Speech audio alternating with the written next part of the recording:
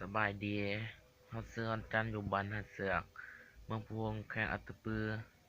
และตอนนี้สิมาร้องเพลงชื่อเพลงว่าชีวิตบากรรมกร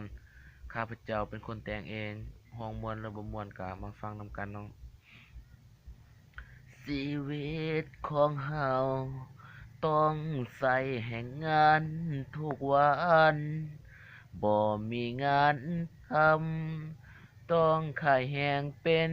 กรรมกร เฮ็ดเวียกทุกมื้อย้อนว่าเวียกบ่แน่นอนขายแห้งเป็นกรรมกรย้อนว่าชีวิตเฮาจนทุกคนเกิดมาบ่มีวาสนาคือกันเพียงแต่ดูมันเวียกงานบ่ย้านดอกหนา สิหนักหรือเบาตัวเฮาบ่เคยสิว่ากรรมกรก็ส่ำนี้ละนะบ่มีเวลาสิเฮียนคือเขา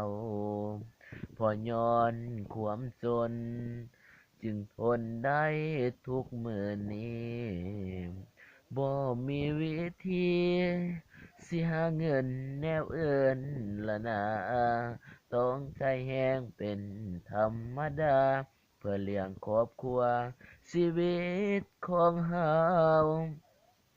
เฮ็ดเวียกทุกมื้อทุกวัน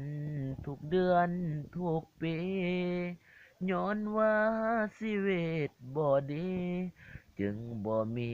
เวียกเฮ็ดคือเขาแต่ก็ภูมิใจที่ได้เป็นกรรมกรเวียกงานเฮาบ่แน่นอน